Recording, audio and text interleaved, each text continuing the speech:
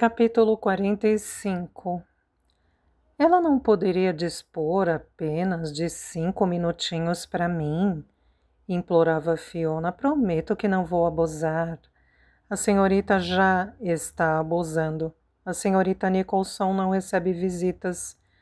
Mas eu só quero fazer umas perguntas sobre a propriedade, a casa de Horace Park. Então sugiro que a senhorita procure o advogado dela, o senhor Raymond Gwyle, no número 48 da Lexington Avenue. O mordomo da senhorita Nicholson apressou em fechar a porta. Fiona a bloqueou com o pé. Eu já fiz isso. Ele me disse que ela não quer alugar a casa. Então a senhorita já tem a resposta. Mas, por gentileza, tire o pé daí, senhorita Finnegan. Bom dia. Quando a porta se fechou, Fiona ouviu o grito de uma voz feminina dentro da casa. Harris, quem está aí? O que é? Nada de importante, madame. Porta fechada. Fiona plantada na frente da casa da senhorita Nicholson. Bem, é o final de tudo, ela pensou abatida. Tanto Wilcox como Guilfoyle tinham avisado que a senhorita Nicholson não alugaria a casa. Mas como uma tola, ela pensou que se falasse pessoalmente com a mulher, poderia convencê-la a mudar de ideia. Chegou ali cheia de esperanças, mas agora tudo ia por água abaixo. Um pé de vento tirou o chapéu dela, ela o pegou do chão e o recolocou na cabeça. Que droga! Ela exclamou. Queria aquela casa desesperadamente. Desde que a vira há mais de uma semana, ela não a tirava da cabeça. Claro, a casa parecia destroçada, mas com alguns reparos ficaria linda. Wilcox tinha dito que o encanamento estava perfeito. Depois de comprar a casa, o pai da senhorita Nicholson trocou todo o encanamento antigo e as torneiras eram abertas com regularidade e a água jorrava limpa. Os tijolos precisavam de reparos, assim como o telhado. As paredes, os pisos e acabamentos de madeira precisavam de algumas mudanças, e a cozinha era antiquada, mas a casa tinha uma boa estrutura. Embora a senhorita Nicholson não desse atenção para o que acontecia com a casa, Wilcox admitiu que não suportava vê-la em ruínas e que por isso procurou mantê-la em pé, com pequenos reparos ao longo dos anos. Ela e Nick já tinham conversado a respeito de como funcionaria a casa. Fiona ficaria com o jardim e o primeiro andar, e Nick com os outros 2 andares, um para a galeria e o outro para a sua moradia. Rachariam o aluguel e pediriam um empréstimo ao First Merchant para fazer os reparos. Eles preferiam não recorrer ao banco, mas isso era inevitável, porque os 2 ainda não dispunham de um bom fluxo de caixa. Fiona investira seu dinheiro no gosto chá. Só no último mês tivera de contratar mais 2 moças para trabalharem na loja, além de ter comprado uma carruagem para as entregas, junto com 2 cavalos para puxá-la e contratado um homem para conduzi-la. Também gastou uma pequena fortuna para desenvolver e propagar os seus novos chás aromatizados. Ela e Stuart fizeram experiências durante algumas semanas, testando e rejeitando diversos tipos de chá. E, por fim, conseguiram uma mistura forte o bastante para suportar os sabores que ela havia criado, mas não tão forte a ponto de se sobrepor a eles. Ela também investira pesado nas ações da Burton Tea. Finalmente, os trabalhadores das docas de Londres paralisaram o trabalho. Após as agitadas reivindicações ao longo de meses, por melhores salários e uma jornada diária de 8 horas, o sindicato acabou optando pela greve, quando suas reivindicações foram negadas. Os homens se uniram e entraram em greve. Todos os negócios do setor fluvial foram afetados. O preço das ações da Burton Tea despencou para a metade do valor original. E Fiona fez uso de cada dólar dos seus lucros para comprar o máximo que podia. Ela também enviou $500 para o Sindicato dos Trabalhadores das Docas, por via anônima. Michael ficou furioso quando descobriu, mas ela não ligou. Era uma doação para o pai, a mãe e Charlie e Aileen, e mandaria 1 milhão, se tivesse. Nick também dispunha de pouco dinheiro. Ele estava esperando a chegada do dinheiro do seu investimento em Londres, mas até aquele momento isso não havia acontecido. Ele não tinha dúvidas de que o dinheiro estava sendo retido pelo pai, na esperança de poupar o custo do envio com sua morte. Embora tivesse saído de Londres com 2.000 libras, já tinha gastado a maior parte nas taxas cobradas pelo envio das telas por navio, nas obras do espaço que a senhora Mac alugara e na aquisição de telas de jovens pintores que ele conhecera em Nova York. Pintores como Child Hassan, William Merritt Chase, Frank Benson e outros. No fim, ele ficara com $300. Fiona acabou por descobrir que Nick era uma negação com dinheiro. Já era agosto, fazia 5 meses que estava em Nova York, e ele ainda não tinha aberto uma conta no banco.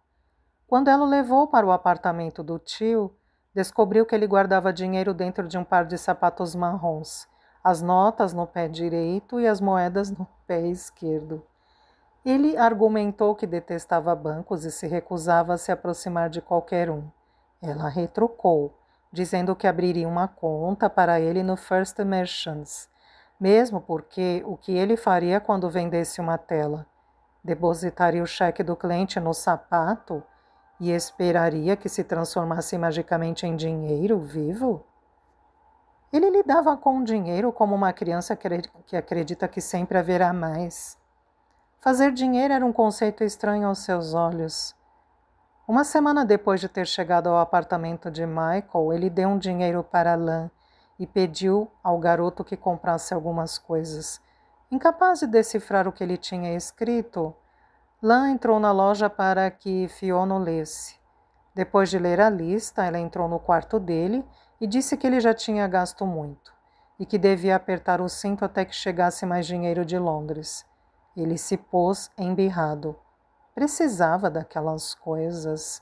Não conseguia ler livros que não tivessem capas de couro.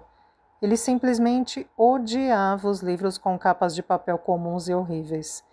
Ele também precisava de um novo par de pijamas de seda e um vidro de colônia, e folhas de papel refinadas, uma caneta tinteiro de prata da Tiffany's. Era pedir muito. Ela não podia beber um chá ruim, não era o caso. Uma caixa de chá custa bem menos que a obra completa de Mark Twain, encadernada em couro vermelho marroquino, Nicholas. Ela argumentou raivosa. Ele não entendia como alguém podia viver um único dia sem beluga ou um champanhe francês. Restringido pela doença, ele concordou em seguir à risca as recomendações do Dr. Eckhart, todas exceto o champanhe. Enfraquecido e doente, ainda assim ele se sentou na cama e declarou com arrogância que era um homem e não um bárbaro, e que se era para viver daquela maneira, ele preferia morrer. Eckhart acabou desistindo, convencido de que a angústia que infligiria ao seu paciente talvez fizesse um mal maior que algumas taças de bebida. Preparando-se para retornar ao Chelsea, Fiona tentava aceitar a situação. Ela e Nick tinham que recomeçar a procura de imóveis e ponto final. Mas seu coração insistia em lembrar as graciosas linhas das grades das varandas, dos janelões, que permitiam muita entrada de luz, dos espelhos trabalhados e das rosas, as rosas. Ela visualizava o jardim cheio de mulheres em vestidos brancos e chapéus com abas largas tomando chá. Um salão de chá naquela casa seria um sucesso. Estava certa disso, não tinha erro. Mas já tinha falhado, ela disse para si mesma. Aos suspiros, ela decidiu que era melhor sair dali, antes que o mordomo chamasse a polícia, o que certamente ele gostaria de fazer. Ela estava no meio da escada quando a porta se abriu de novo, virou-se. Já estou indo, ela disse, não precisa me puxar pela manga. A senhorita Nicholson quer vê-la, disse o mordomo. O quê? Ela perguntou confusa. Por quê? Não tenho o hábito de discutir os assuntos de minha patroa na porta de entrada, ele respondeu com frieza. Desculpe, ela disse voltando a subir os degraus. O mordomo fechou a porta atrás deles e a introduziu no escuro saguão de entrada, revestido de um mórbido papel de parede avermelhado. Siga-me. Ele a conduziu através de um longo corredor, abarrotado de retratos de homens e mulheres, com aparência assustadora, e em seguida por um conjunto de pesadas portas de madeira, que davam numa salinha tão escura quanto o saguão.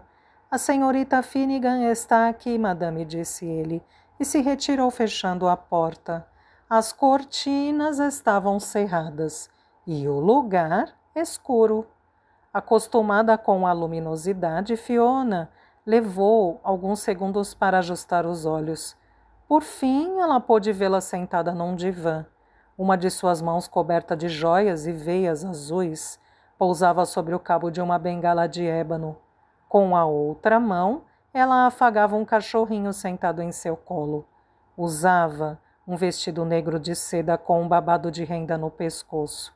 Fiona esperava encontrar uma velha senil, mas se via diante de olhos cinzentos, que a avaliavam de forma aguçada. A expressão daquele rosto enrugado e coroado pelos cabelos brancos, puxados por um coque, era penetrante. Boa tarde, senhorita Nicholson. Fiona começou a falar com nervosismo. Eu sou Fiona. Eu sei quem você é. Quer saber alguma coisa sobre a minha propriedade? Ela apontou uma poltrona com a bengala. Sim, madame, respondeu Fiona sentando-se. Eu quero alugá-la. Pretendo abrir um salão de chá no térreo. Eu tenho um negócio de chá. Não sei se a senhora sabe e o meu amigo gostaria de alugar os andares superiores. Ele vai abrir uma galeria de arte. Fiona expôs os planos dela e de Nick para a senhorita Nicholson. A mulher franziu a testa. Minha casa está em péssimas condições. Você não pode alugar outra? Eu tenho procurado, mas não consegui encontrar nada tão maravilhoso como a sua propriedade. É uma pena deixar morrer uma casa tão adorável como a sua, senhorita Nicholson. Está um pouco quebrada, mas tem boa estrutura. E as rosas, a senhora tem que vê-las. Centenas e centenas de botões, em tons de rosa e amarelo, elas dariam o tom do lugar. Ninguém mais em Nova York teria um salão de chá com rosas chá no jardim. Tenho certeza de que o lugar ficaria cheio de gente. O rosto da mulher se pôs mais suave quando ela ouviu a menção às rosas. Vieram da Inglaterra, ela disse. Já faz 50 anos. Fui eu que as plantei. O jardineiro do meu pai queria plantá-las, mas não deixei. Fiona já estava começando a se animar achando que fazia progressos. Quando os olhos da senhorita Nicholson se estreitaram. Como você sabe sobre as rosas? Ela perguntou. Fiona olhou para o chão. Eu entrei na casa, ela disse retraída. Você invadiu. Sim, ela admitiu. Tinha uma tábua solta e eu... Wilcox, disse a senhorita Nicholson com desdém. Ele deve ter enriquecido com esta tábua solta. Toda semana aparece um tolo para fazer uma oferta pela casa, geralmente por uma ninharia. Quanto você tem, senhorita Finnegan? Receio que não muito, apenas uns $1.000. Investi uma fortuna no meu negócio. Estou tentando produzir uma nova espécie de chá, é um chá aromatizado. Isso está levando muito dinheiro. Mas está indo bem, ela acrescentou rapidamente. Os lucros da minha linha original são grandes. Sei que posso ganhar dinheiro com este salão de chá, senhorita Nicholson. Já tenho a cozinheira e só vou precisar de uma equipe de garçons. Depois que acabarem as obras, é claro, eu me disponho a pagar por elas, mas espero que o aluguel corresponda às condições atuais da casa e... Enquanto falava, Fiona notou que a senhorita Nicholson a ouvia com atenção. Ainda não me botou para fora, ela pensou. Talvez eu a esteja conquistando. Talvez ela me dê uma chance. Mas antes que acabasse de falar, a senhorita silenciou-a abruptamente, afirmando que não estava interessada em alugar e despedindo-se com um bom dia. Fiona ficou desapontada e também irritada. Achou que a mulher tinha se divertido com ela, deixando suas esperanças aflorarem, para em seguida derrubá-las. Ela se levantou com elegância, tirou um cartão da bolsa e o pôs sobre o tampo de mármore de uma mesa. Se a senhora mudar de ideia, pode me encontrar neste endereço, forçando-se um sorriso. Muito obrigada pelo tempo cedido. Não fazia a ideia se a mulher ouvia ou não.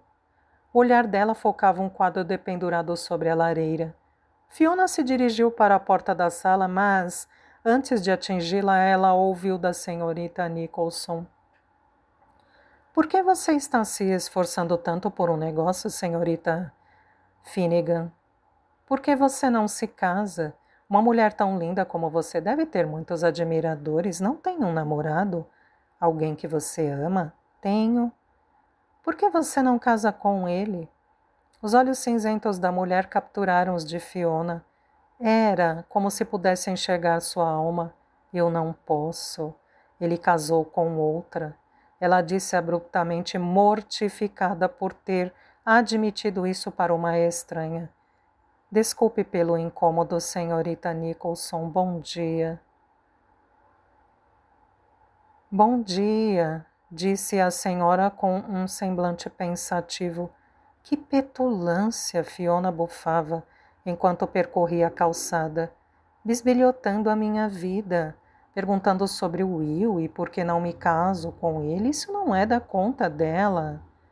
De repente ela se deteve e se deu conta com tristeza de que não tinha pensado em Will quando respondera à senhorita Nicholson. Ela pensara em Joe.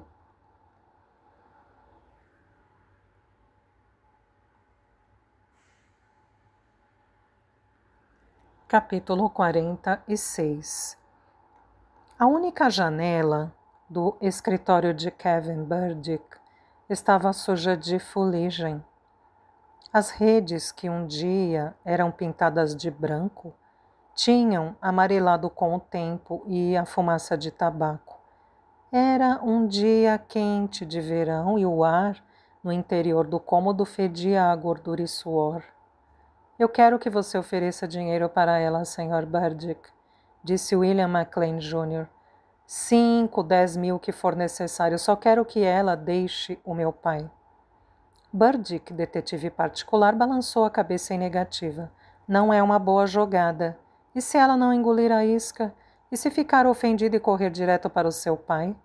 Ele não vai ter muito trabalho para descobrir quem está por trás da oferta. Você tem uma ideia melhor? Tenho sim, disse Burdick. A cadeira de madeira rangeu alto, quando ele se recostou nela. A melhor maneira de lidar com isso é obter alguma informação sobre a garota, essa... Consultou suas anotações. Senhorita Finnegan, alguma coisa de natureza escabrosa. Depois você chega ao seu pai com informação e alega estar preocupado. Ele rompe com a moça e agradece por você o ter alertado sem desconfiar do grau do seu envolvimento. Will Jr. sorriu. O homem estava certo. A tática dele era bem mais segura que tentar comprar a moça. Burdick levou as mãos à nuca expondo enormes manchas de suor nas axilas. Vou precisar de um tempo, é claro, e metade dos meus honorários como adiantamento. Isso não é problema, Will Jr. enfiou a mão no bolso do paletó. enquanto tirava a carteira. Ele viu uma mosca pousada no resto do lanche de Burdick. Um vistoso sanduíche de carne defumada e picles. Seu estômago se revirou. Como está indo o projeto do metrô? Perguntou Burdick. O prefeito ainda não decidiu. O nosso projeto é claramente o melhor, mas quantas vezes os chefões da cidade fazem a melhor escolha? É o tipo de coisa que ninguém pode prever. Ele colocou o dinheiro sobre a mesa. Burdick conferiu e olhou no bolso em seguida. Você acha realmente que o relacionamento entre seu pai e essa moça pode prejudicar as chances de vocês? Will Jr. bufou. É claro que não, isso é o que eu alego para ele. Então por que estragar o romance dele? E por que você se preocupa com ele, com quem ele está? Com o tempo ele acaba com ela e a vida segue adiante. Não estou certo? Pelo que você me disse, ela não pertence ao meio do seu pai, é pouco provável que ele se case com ela. Esse é o problema, Burdick, talvez ele case. Parece ter perdido a cabeça. Burdick assentiu com a cabeça. Eu sei aonde você quer chegar, ele disse. Não quer saber de ter o outro irmão, não é? Exatamente.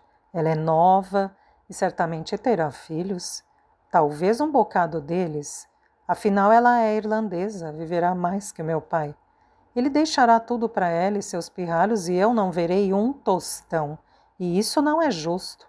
Os congressistas não ganham tanto dinheiro quanto os industriais. Will Jr. já tinha uma vida luxuosa para sustentar. A casa em Hyde Park, o apartamento na cidade, toda a criadagem, o crescimento da família, o apetite insaciável de Isabelle por roupas novas, seu próprio apetite por atrizes bonitas, e a situação só podia piorar. Sr. Burdick, eu preciso do dinheiro do meu pai para chegar à Casa Branca. Não vou ficar parada enquanto uma cadela interesseira enfia as mãos no dinheiro dele, ele disse levantando-se para sair. Ela não vai não, garantiu Burdick. Tomara que você esteja certo, Burdick arrotou. Confie em mim. Fiona estava tão excitada que praticamente dançava na calçada. Vamos! Não dá para ir mais depressa. Ela apressava o tio, pegando-o no braço. Nick, Alec, vocês estão atrás dele, empurrem que eu puxo. Talvez assim ele ande mais rápido. Pare com isso. Estou andando o mais rápido que posso, disse Michael, soltando-se da sobrinha. Você está agindo como uma lunática. Vou chamá-la de Rosa Chá, por causa das rosas. Espere só para vê-las. Mas não se esqueça do que lhe falei, tio Michael. O senhor tem que usar um pouco de imaginação. Jesus, você já disse isso umas 5 vezes. Acalme-se, Fiona. Ela, no entanto, não conseguia se acalmar. 2 dias antes, Raymond Wyfall, o advogado de Esperanza Nicholson, entrou na loja e mudou a sua vida. Quando Fiona o viu, seu coração disparou. Sua expectativa era de que ele tinha ido comunicar que a senhora Nicholson lhe alugaria a casa. Mas ela estava enganada. Em vez disso, ele informou que a sua cliente queria lhe vender a casa por $2.000. Uma ínfima fração do que ela realmente valia. Desculpe, mas não estou entendendo, ela disse. Fiquei tão surpreso quanto a senhorita disse Wyfall, e faço questão de dizer que tentei aconselhá-la arduamente a não fazer isso. A casa vale 10 vezes mais do que ela pediu, mesmo nas péssimas condições em que está, mas a senhorita Nicholson não me deu ouvidos, nem a ninguém mais, ela só segue a cabeça. Ele deixou um contrato para Fiona assinar e aconselhou-a a consultar um advogado para lê-lo. Ela teve que se dirigir de imediato até o First Merchants, em busca do empréstimo que cobrisse a compra da casa e as obras, mas Franklin Ellis lhe disse que não podia liberar o empréstimo. Seria uma temeridade emprestar essa quantia para uma jovem solteira, a senhorita Finnegan. Ele disse, acrescentando que, se o tio dela ficasse como avalista e colocasse a loja como garantia, sua decisão seria reconsiderada. Fiona esteve a ponto de reagir furiosamente. Já tinha provado seu valor para este homem, salvou a loja do tio, tornando-a mais rentável, e também abriu a própria loja de chá. Por que ele precisava da assinatura de uma outra pessoa para lhe conceder um empréstimo em detrimento da sua própria assinatura? Por um segundo ela se viu tentada a recorrer a Will, mas ele tinha viajado a negócios e, além do mais, talvez o homem quisesse que ela se lamentasse para Will. Ele se vira ferido em seu orgulho quando Will passou por cima de sua decisão por causa dela. E agora ele tinha a chance de ferir o orgulho dela. Pois bem, ela não deixaria. Era capaz de travar suas próprias batalhas sozinha. Michael seria o avalista do empréstimo. Ela só precisava mostrar a casa para ele. Finalmente, eles viraram a esquina e avistaram a casa número 32 da Irving Place. Lá está ela, disse Nick com alegria. Aquela grandona, do outro lado da rua. Michael olhou-a. Que diabos! Ele disse por fim, o que é isso? O tom de sua voz era de horror. Mas Fiona não reparou porque estava encantada pela casa. Não é maravilhosa? Ela disse. Vamos entrar, Alec. Cuidado para não tropeçar. Isso aqui parece que foi bombardeado, resmungou Michael, entrando no vestíbulo. Achei que você tinha feito um bom negócio ao comprar uma casa em Gramercy Park por $2.000, mas agora me pergunto se a senhorita Nicholson não ganhou com a transação. Ele percorreu todo o lugar, inspecionando os cômodos com um ar de insatisfeito. Alec foi ao jardim. Ele queria ver as rosas. Nick subiu para medir o espaço que ocuparia. A quem você planeja servir chá neste lugar, mocinha? Perguntou Michael, tirando a poeira do console da lareira. Para os mortos? Acho que só eles podem apreciar esta decoração. Fiona fulminou com um olhar. O senhor não tem tino para as possibilidades, ela retrucou. Imagine as redes pintadas de creme, as cadeiras estofadas e as mesas cobertas de louças de porcelana e baixelas de prata. Michael ainda se mostrava cético. Vem, ela disse levando-o pela mão até o jardim, onde Alec examinava as rosas. Agora, imagine este jardim em junho, com rosas desabrochando e toalhas de mesa de renda branca, e bules bonitos, bolos sofisticados e mulheres com seus chapéus de verão. Michael olhava para as rosas e também olhava para os muros de tijolos avariados, para o relógio solar enferrujado, para o mato que cobria o caminho. E quem é que vai limpar tudo isso? Ele perguntou. O Alec, com 2 ou 3 rapazes. E as obras? Você vai precisar de mais 2 ou 3 homens para isso?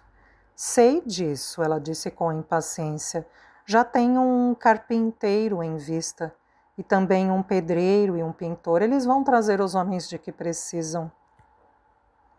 Suponho que virá aqui diariamente para vigiar 1 dúzia de homens, não é? Talvez até vista um macacão e saia dando marteladas por aí. Virei aqui todos os dias, mas não vou vestir macacão não, tio Michael. Não cabem em mim. Acho que Frank Pryor, o carpinteiro, pode ser um bom capataz, ela disse entre dentes. Porque o tio era sempre tão difícil. Por que não se abria de um modo mais agradável para os planos dela? Por que nunca lhe dava apoio? Por que tudo acabava sendo motivo para brigas? E quanto ao dinheiro? Os $4.000 que você quer de empréstimo cobrirão o preço da casa e das obras e o resto. As baixelas, os talheres de prata e a porcelana que serão necessárias. E também as toalhas, as travessas, o salário das garçonetes e sabe Deus mais o quê. Posso usar um pouco do meu próprio dinheiro para isso, lembra da loja? E do gosto chá? Ela retrucou com um sarcasmo. Tudo isso gera lucro, o senhor sabe, e o Nick também vai ajudar. Com o quê? Com a aparência bonita? Ele está quebrado, mocinha, você mesma me disse. O dinheiro logo será enviado pelo banco do pai dele. Ele disse que o fundo de investimento dele vale 100 mil libras e que espera receber pelo menos 2.000 libras de 3 em 3 meses. É questão de 1 ou 2 semanas mais.